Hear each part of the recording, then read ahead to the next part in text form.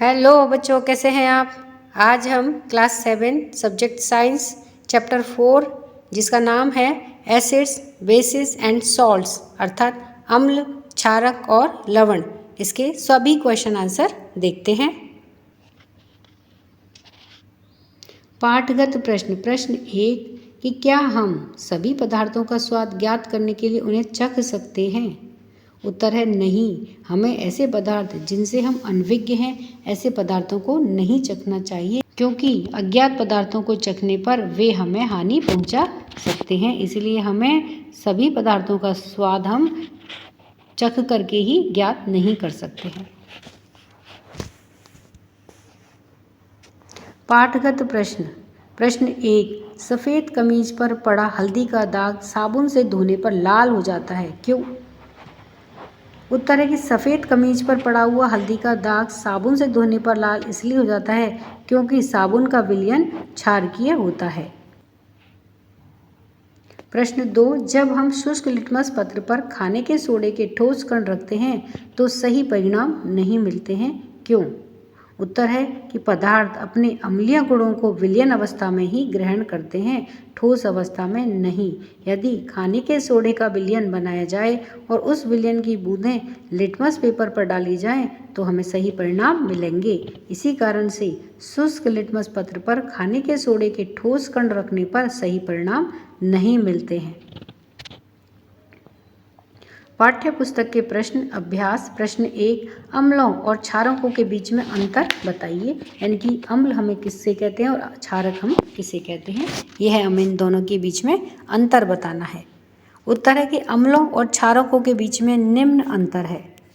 पहला है अम्ल ऐसे पदार्थ जो स्वाद में खट्टे होते हैं अम्ल कहलाते हैं, और क्षारक ऐसे पदार्थ जो स्वाद में कड़वे होते हैं और जो स्पर्श करने पर साबुन के जैसे लगते हैं क्षारक कहलाते हैं। यदि आप इसके विलयन को अपनी उंगलियों के बीच में रगड़ें तो यह साबुन के जैसा चिकना लगता है।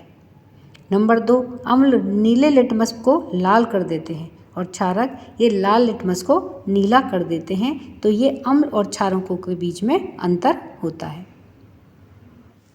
प्रश्न 2 अनेक घरेलू उत्पादों जैसे खिड़की साफ करने के मार्जकों आदि में अमोनिया पाया जाता है।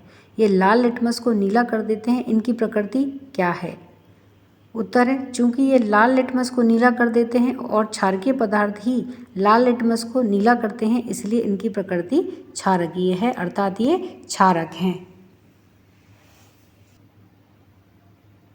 प्रश्न 3 उस स्रोत का नाम बताइए जिससे लिटमस विलयन को प्राप्त किया जाता है। इस विलयन का क्या उपयोग है। उत्तर है लिटमस विलयन को लाइकेनों से शैक से निष्कर्षित किया जाता है। लिटमस विलयन का उपयोग सूचक के रूप में किया जाता है।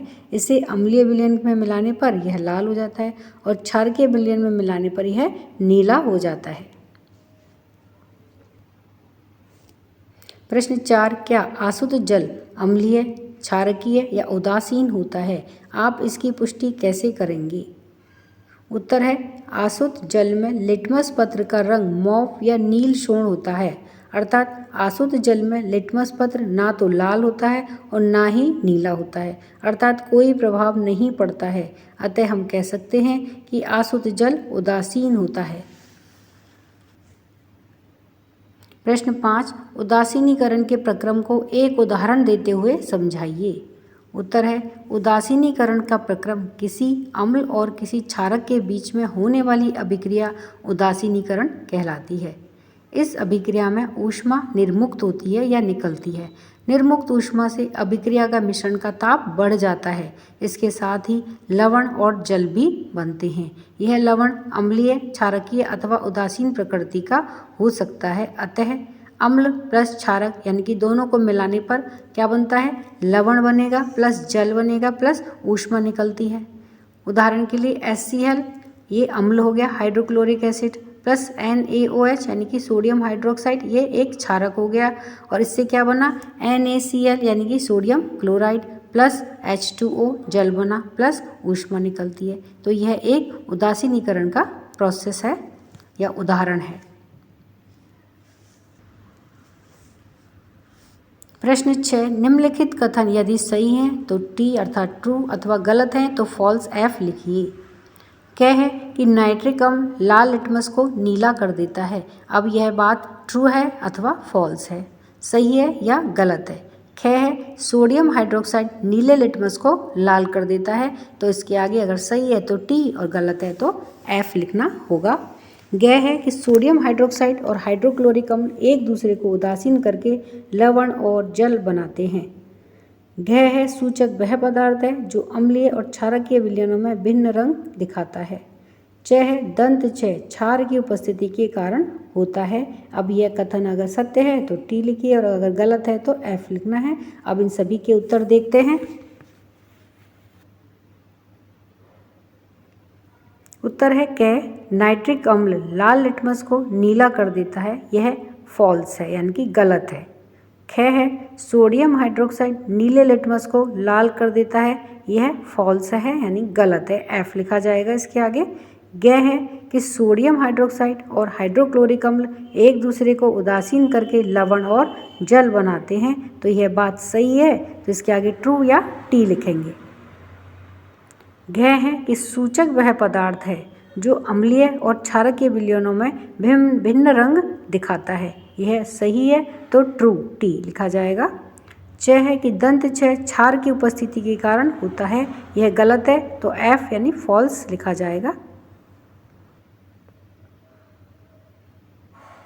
प्रश्न 7 दोरजी के रेस्टोरेंट में शीतल या मृदु पेय की कुछ बोतलें हैं, लेकिन दुर्भाग्य से वे चिन्हित नहीं हैं। उसे ग्राहकों की मांग के अनुसार पेय परोसने हैं। एक ग्राहक अम्लीय पेय चाहता है, दूसरा क्षारकीय और तीसरा उदासीन पेय चाहता है।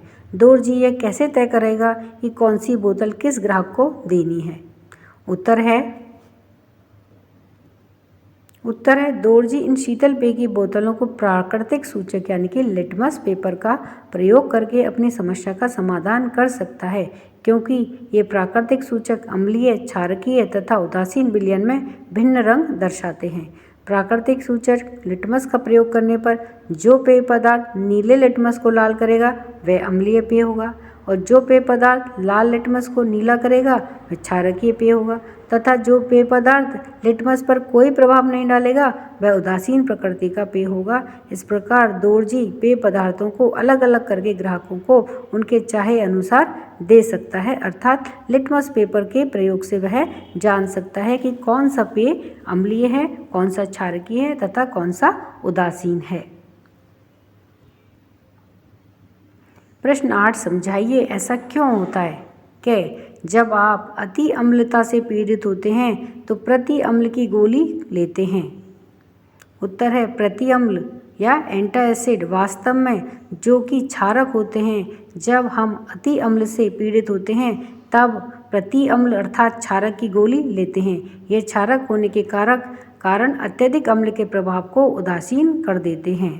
ख है कि जब चींटी काटती है तो त्वचा पर कैलेमाइन का विलयन लगाया जाता है। उत्तर है कि जब चींटी काटती है तो त्वचा में अम्लीय द्रव छोड़ देती है, जिससे खुजली चलती है।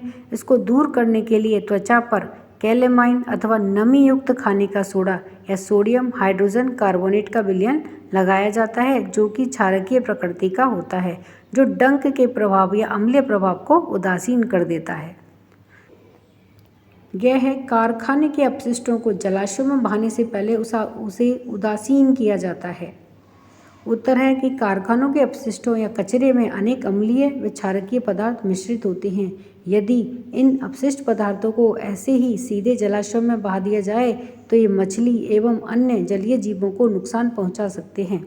इसलिए कारखानों के अपशिष्ट को जलाशयों में बहाने से पहले उदासीन किया जाता है। प्रश्न 9 आपको 3 द्रव दिए गए हैं, जिनमें से एक हाइड्रोक्लोरिक अम्ल है, दूसरा सोडियम हाइड्रोक्साइड है और तीसरा शक्कर का विलयन है। आप हल्दी को सूचक के रूप में उपयोग करके उनकी पहचान कैसे करेंगे?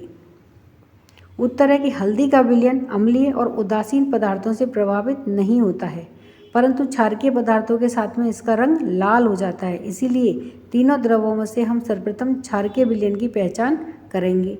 क्षारक की पहचान करने के लिए हम हल्दी पत्र की पट्टी पर तीनों ही द्रवों को बारी बारी से धीरे धीरे डालते हैं। हम देखते हैं कि सोडियम हाइड्रोक्साइड डालने पर हल्दी के पत्र की पट्टी का रंग लाल हो जाता है। अतः सोडियम हाइड्रोक्साइड क्षारक है। अब हल्दी पत्र की लाल हुई पट्टी पर शेष दोनों द्रवों की बूंदें अलग अलग डालते हैं। जिस द्रव से लाल हुई पट्टी पुनः पीली हो जाती है तो वह द्रव हाइड्रोक्लोरिक अम्ल है, क्योंकि यह क्षारक को उदासीन कर देता है, तथा जिस द्रव से पट्टी का रंग लाल ही रहता है वह द्रव शक्कर का विलयन है। इस प्रकार हल्दी को सूचक के रूप में उपयोग करके हम उनकी पहचान कर सकते हैं। प्रश्न 10। नीले लिटमस पत्र को एक विलयन में डुबोया गया है, यह नीला ही रहता है, विलयन की प्रकृति क्या है समझाइए। उत्तर है कि नीले लिटमस पत्र को जिस विलयन में डुबोया गया है वह विलयन क्षारकीय अथवा उदासीन प्रकृति का हो सकता है, क्योंकि ये दोनों ही विलयन नीले लिटमस पर किसी भी प्रकार का प्रभाव नहीं डालते हैं। प्रश्न 11। निम्नलिखित वक्तव्यों को ध्यान से पढ़ें। क अम्ल और क्षारक दोनों सभी सूचकों के रंगों को परिवर्तित कर देते हैं। ख यदि कोई सूचक अम्ल के साथ में रंग परिवर्तन कर देता है तो वह क्षारक के साथ में रंग का परिवर्तन नहीं करता है। ग यदि कोई सूचक क्षारक के साथ में रंग परिवर्तित करता है तो वह अम्ल के साथ में रंग परिवर्तन नहीं करता है। घ है अम्ल और क्षारक में रंग परिवर्तन सूचक के प्रकार पर निर्भर करता है। ऊपर लिखे वक्तव्यों में से कौन से वक्तव्य सही हैं? नंबर 1 सभी 4 यानी कि चारों वक्तव्य ही सही हैं। नंबर 2 क और घ। नंबर 3 ख ग और घ। और नंबर 4 केवल घ। उत्तर है 3 ख ग और घ। ये तीनों ही वक्तव्य सही हैं। तो इस तरह से हमारे सभी प्रश्न उत्तर समाप्त होते हैं। वीडियो पसंद आने पर वीडियो को लाइक करें, शेयर करें। चैनल पर नए हैं तो सब्सक्राइब करना ना भूलें। मिलते हैं नए वीडियो में। धन्यवाद।